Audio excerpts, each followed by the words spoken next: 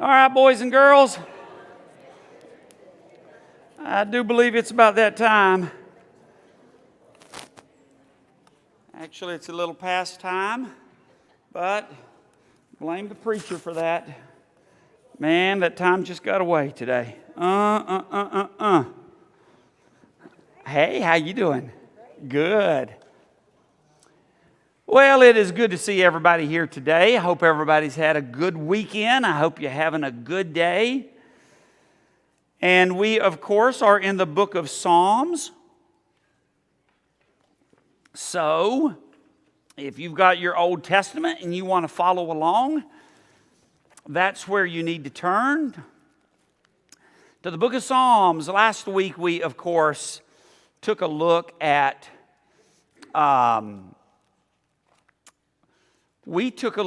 the most famous, the most popular, the most loved psalm. This is the 23rd Psalm. Today we're going to take a look at Psalm 139. And so we bounce from Psalm 23 to Psalm 139. Psalm 139. Oh, this is a good one. Someone asked me today, they said, now are we doing 2 quarters in Psalms or 1? And we're doing 2. So, there's just so many Psalms. And so to do a selection, I thought, we really need a couple of quarters to do about 25 or so of the 150 so. And so we're still not even going to, in some ways, we're still not hardly scratching the surface. But so we're going to do 2 quarters in that. And by the way, I will say this. If you have a particular psalm on your heart that we haven't dealt with, that you would like to have discussed, don't be afraid to let me know. In fact, I've had a couple of folks who, Charlie, 55. There you go.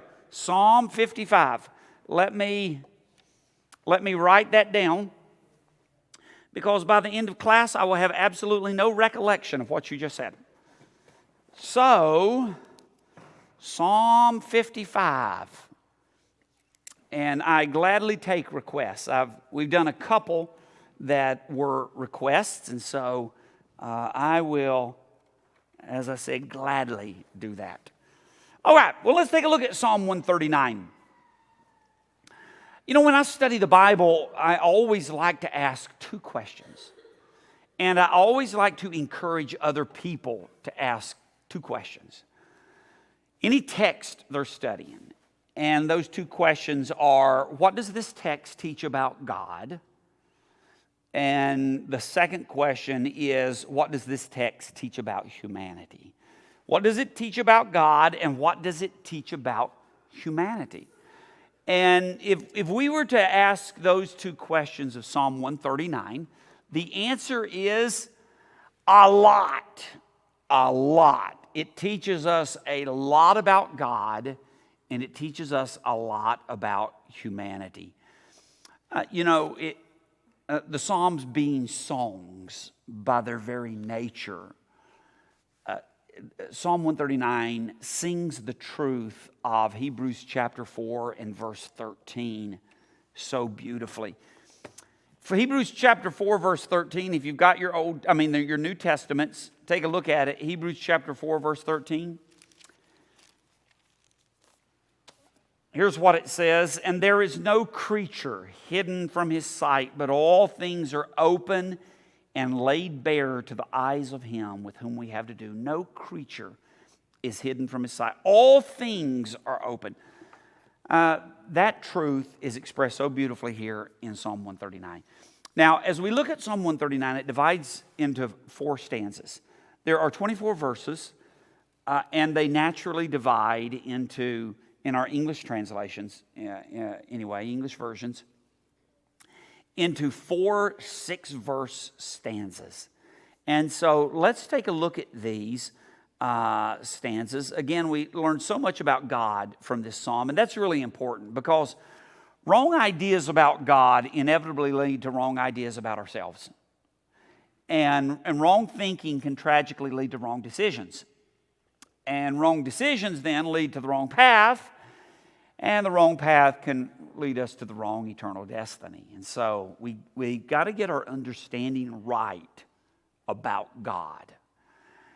And so this psalm is going to help us with that.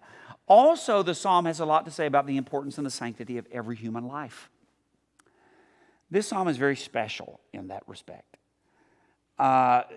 It reminds us of the sacredness of every single human being from the moment of their conception until the moment they die. That human life is sacred. It is sacred. So with that in mind, let's start with stanza 1. The first 6 verses of Psalm 139. Let's just read those first 6 verses, then we'll make some observations. O Lord, you have searched me and known me. You know when I sit down and when I rise up. You discern my thoughts from afar. You search out my path and my lying down and are acquainted with all my ways, even before a word is on my tongue. Behold, you know it all together. You hem me in. Behind and before, and lay your hand upon me. Such knowledge is too wonderful for me. It is high, I cannot attain it. Okay.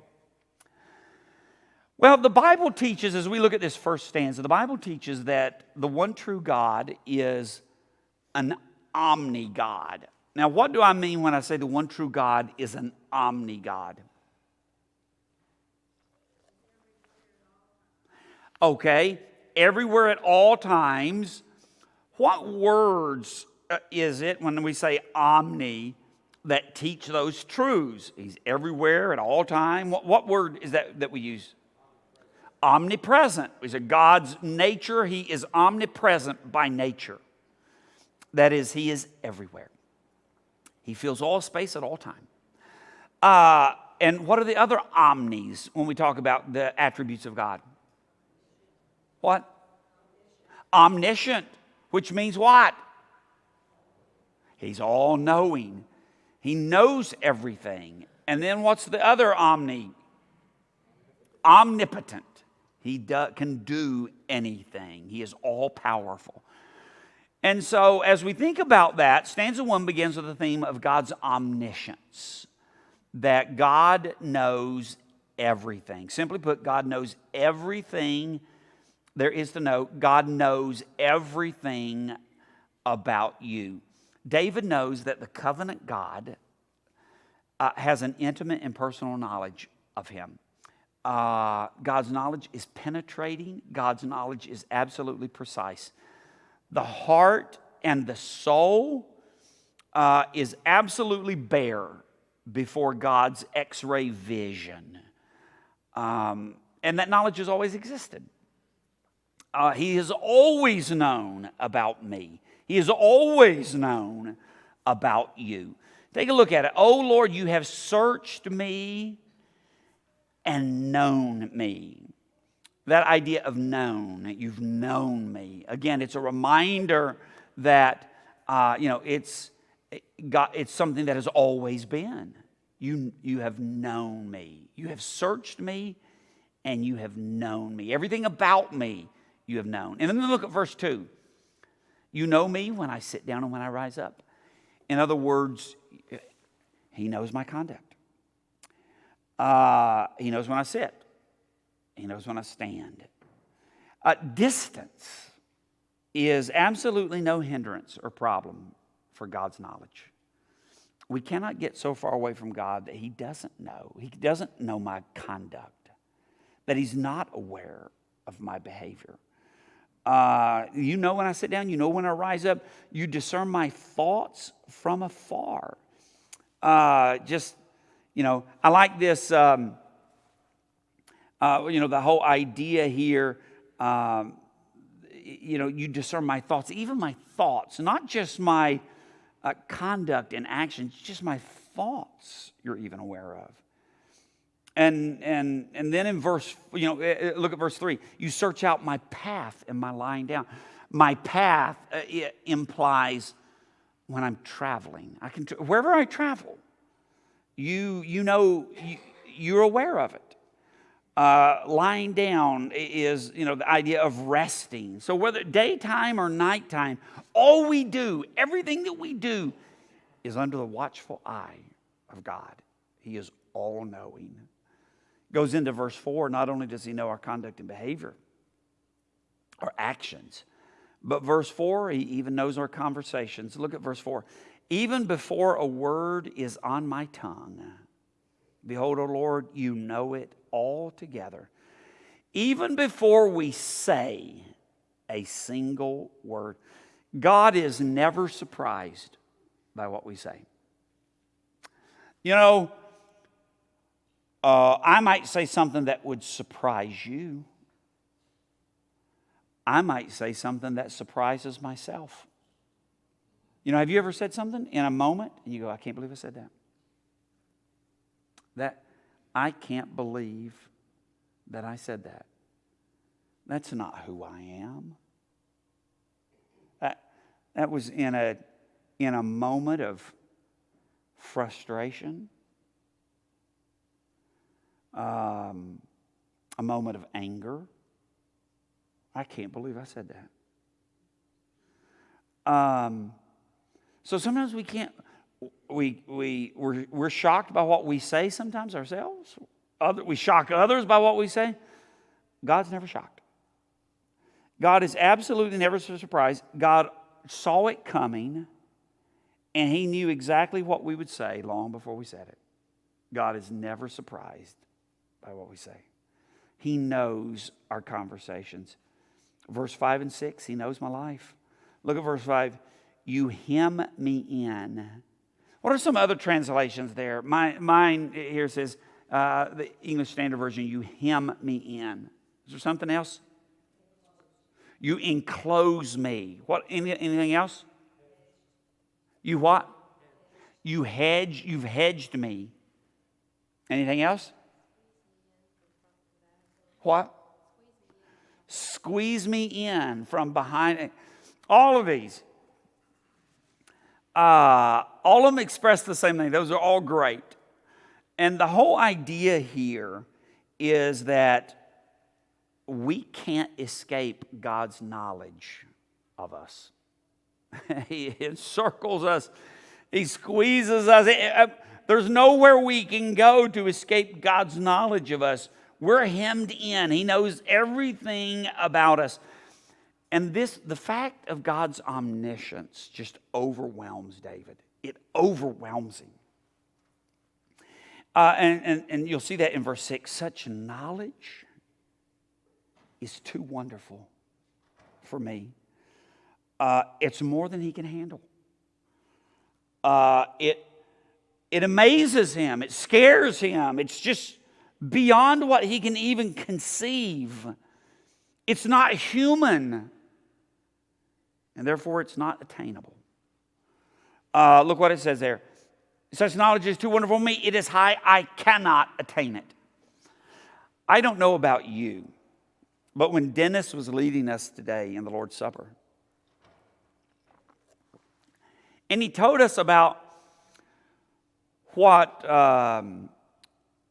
researchers speculate about the capacity of human memory. And he used a measure of memory that I'd never heard of either. The vastness. The capacity. I mean, number one, I thought, wow, God, you're a genius. I mean, what an amazing creator. Well, that's the first thing I thought about. Second thing that I thought about is, it sounds like with that capacity we can know everything. It can't even scratch the surface. That doesn't even scratch the surface. If we filled that up, if we had the ability to fill up all of those whatever bytes, it would not even amount to a minuscule pinch of all there is to know. And God knows everything. David goes, it's too wonderful. I cannot attain it. It's not, he can't, of course he can't attain it. Of course he can't. Because that is the quality of an infinite being, and there is only one infinite being, and that is God. Only God is omniscient. We will never, ever become omniscient. Someone asked me, and occasionally people ask about like in eternity, different things. They'll say, will there be time in eternity? And my answer is, of course there'll be time. Of course there'll be time. The reason there'll be time is because time is a part of the created order, whether it's the visible material realm of which we're a part or the invisible sphere of creation that angels inhabit. They're subject to time because they're created. Created beings can't be otherwise. You know, when people go, well, I don't think there's time in heaven, I don't think they know what they're talking about. I don't think they understand what that means. I really don't. Now, sometimes when they say that, I think what they really mean is time will never end in heaven. That's different, though. But to say timeless, timeless means there is no past, not even 1 second past. And there is no future, not even 1 second into the future. And you say, well, that don't compute. Of course it don't compute. You're finite. You're time bound. Of course you can't. There is no such thing as, there's no such thing in the created sphere as no time. Only God is eternal. Only God stands outside the flow of time. When we die, we don't become like God. We don't become God. We don't suddenly become timeless, and we don't become omniscient. We will never be omniscient. Only God is omniscient. Only God is timeless. You know, when people talk about time, I go, well, do you think there'll be singing in heaven? Everybody goes, yeah, sure there'll be singing in heaven. Well, there's time. What do you mean? All songs have a beginning and an end. All songs have a past and a future. Notes, some are held longer than others. That means there's time. You can't sing if there is no time. Everything about songs are time-based. We don't, there are certain things we will never be. We will never be God. That's Mormon theology. We'll never be God. We'll never be timeless. We'll never be omniscient. When David says, I cannot attain this. Of course he can't attain it. He'll never attain it. He doesn't mean I can't attain it in this life, but in the next life I'll be omniscient. No, he won't. We won't be. This is the realm of the divine. This is the realm of God. This is the realm of uncreated spirit. Omniscience, to know everything. It just, it cooks David's brain. It ought to cook ours as well when we contemplate the whole idea of omniscience. And then what he does,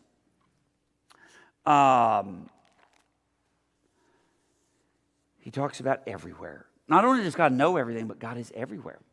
Before we look at this, which is stanza 2, verses 7 through 12, anybody got any questions, comments, observations, anything that you would like to add to that first stanza, those first 6 verses, that God is omniscient?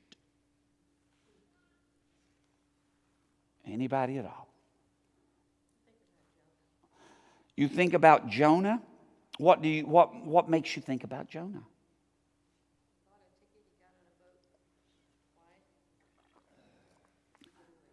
Okay, he bought a ticket. Jonah, she says, it makes me think about Jonah.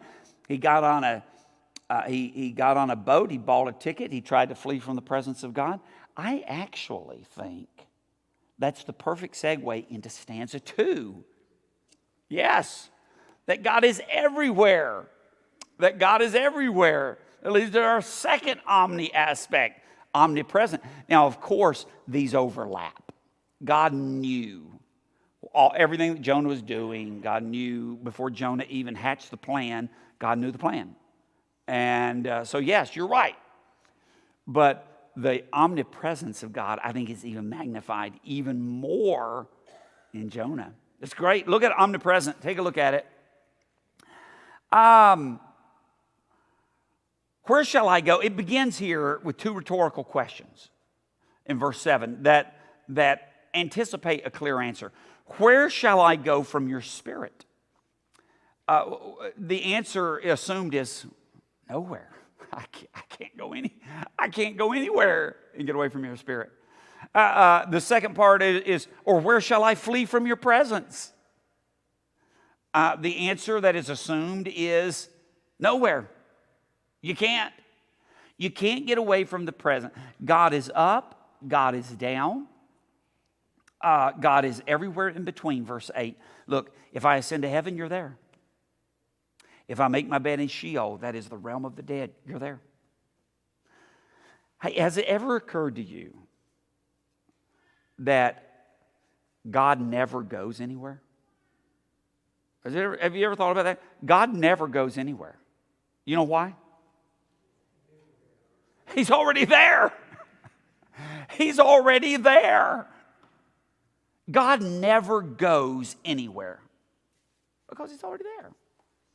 He's omnipresent. Well, what about all that language in Scripture like Genesis chapter 3? You know, Adam and Eve heard God, walking in the garden. And God goes, Adam, where are you guys at? Or, the Genesis 11, and God comes down to see the people building that tower, that monument to their own greatness and to themselves. What about that kind of language? Well, okay. That kind of language, first of all, does not in any way cancel out the overwhelming testimony of Scripture that God is fully present in all space at all time. That language that's accommodative language. It just emphasizes that God is a God who acts. And, you'll sometimes see accommodative language like some language that is accommodative to us is what's called anthropomorphic language. We get the word anthropology from that. Anthropology is the study of man. Anthropomorphic language is when you take attributes of humanity and you apply them to God. The arm of God, the eye of God, the ear of God, God's nostrils. You'll see. Well, God doesn't have nostrils, and God doesn't have arms in the essence of His being. He doesn't have hands. He doesn't have eyes. God is uncreated spirit. That language is designed to communicate things like the arm of God emphasizes His power. The eye of God emphasizes His omniscience. When it talks about, you'll see things that emphasize the nostrils of God. It's the image of God's anger and His wrath. So all of this, that kind of language. God, for instance, in Genesis chapter 3, when He said, where are you? It's not that He really didn't know where Adam was. And I know you know that. It's not like, wow, Adam and Eve, they actually hid from God and God couldn't find them. No, we know that's not the case. He came to them and He was calling them out and giving them a chance to step up and face what they had done. And but you don't read into that God's just like us. He can be hidden from. No. Where can I go from you? I can't go anywhere. Where shall I flee from your presence? I can't flee from you. If I ascend to heaven, you're there. If I make my bed in Sheol, you're there. If I take the wings of the morning and dwell in the uttermost parts of the sea. You're talking about morning. You're talking east to west here. The morning sun rises in the east. The sea, the uttermost parts of the sea, is emphasizing the western. In the Jewish mind, the western boundary was the Mediterranean. You got the east, west, dry land, sea, morning, evening. It doesn't matter. Darkness is not too dark. Look at verse 11. If I say, surely the darkness shall cover me, and the light about me be night. Too bad. You can't even hide from God in the darkness. You can't outrun God's presence. Morning, evening, dawn, dusk. You can't escape the presence of God because God is everywhere. I really like what C.S. Lewis has to say about that. The great thinker, the 20th century thinker. He said, we may ignore, but we can nowhere evade the presence of God. We can ignore the presence of God, but we can't evade the presence of God. You can just be in denial of it, but it doesn't change. You can't get away from the presence of God. God knows everything. God is everywhere. Verse 12, even the darkness is not dark to you. The night is bright as the day, for darkness is as light with you. And then we come to the third stanza. So we've looked at the omniscience of God.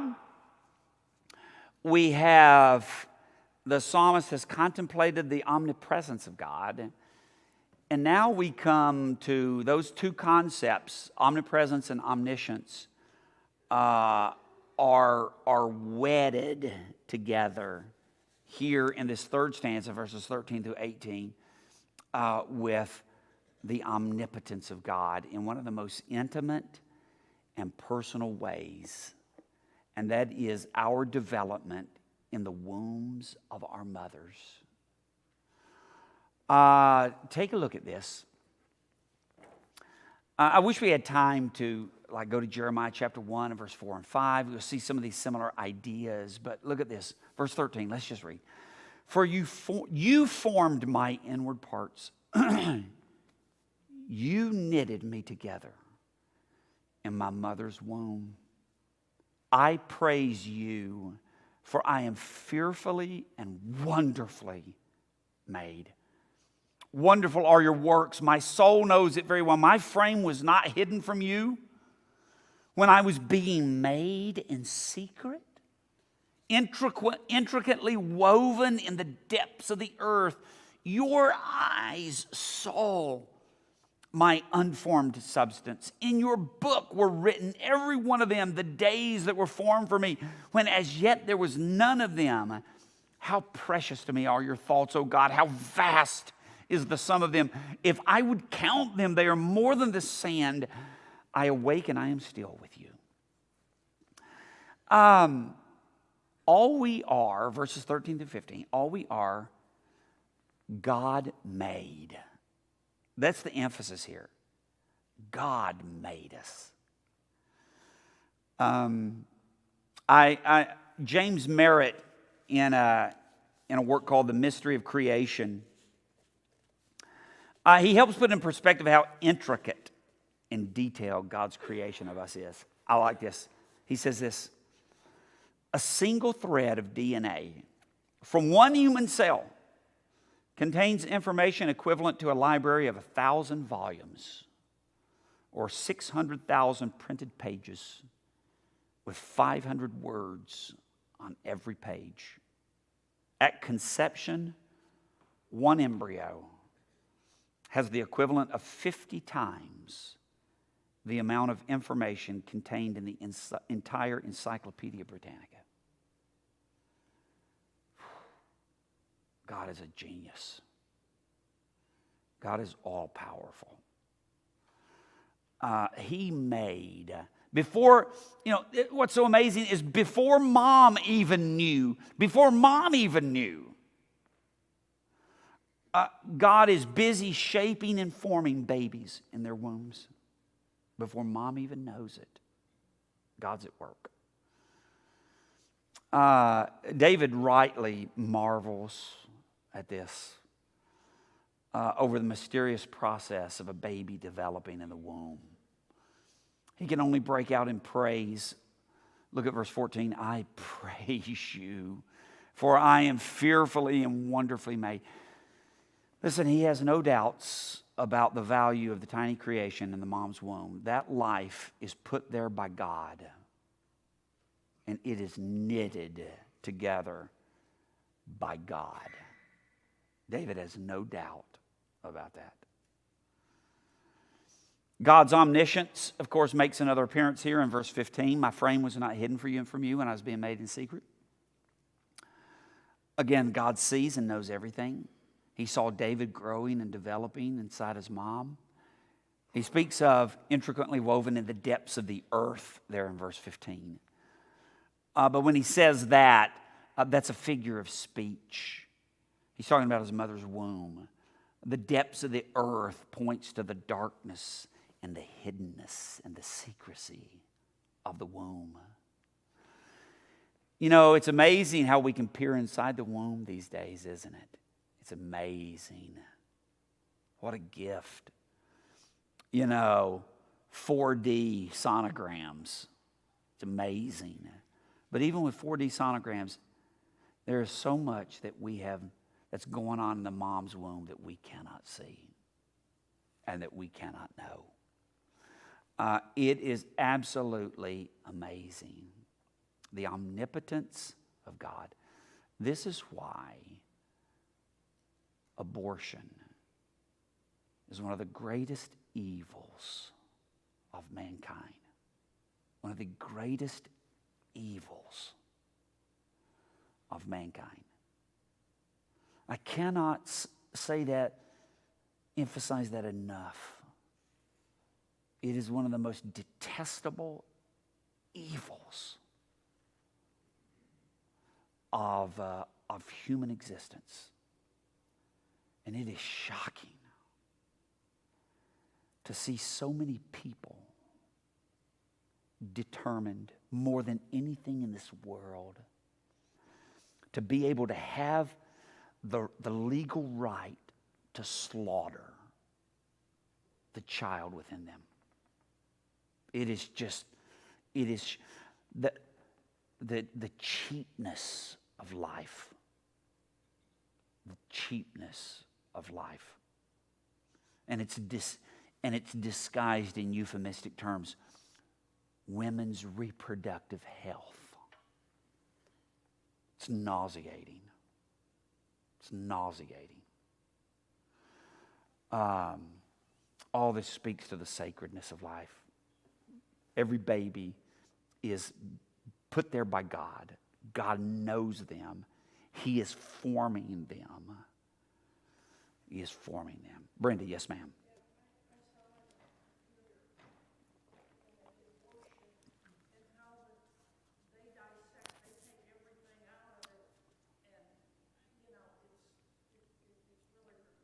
It is really repulsive.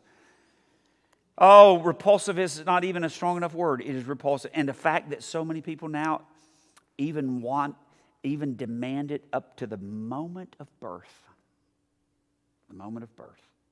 It is just horrible. Camilo.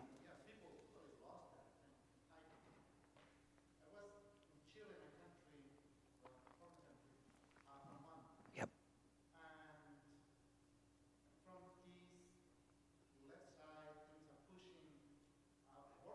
Yep. Yes. Oh, I know. Absolutely. Yes. Yes. Yes.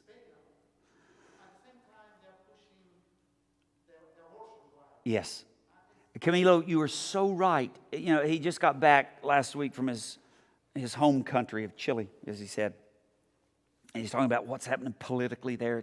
It's mirroring what happens here because the left is kind of in control there in Chile. And you see the things that make you what? That, animal rights are so sacred.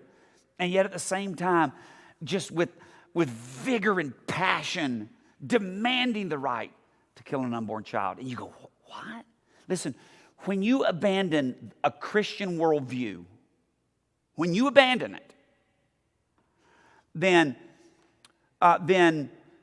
do not be surprised at the shocking inconsistencies that people can hold in their brain when they abandon a biblical worldview. Don't be shocked. Juanita?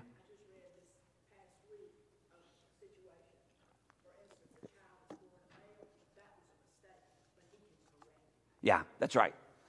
All kinds of absolutely things. If, you know, they're talking about gender stuff. If a child is born a male, it was a mistake, but he can correct it.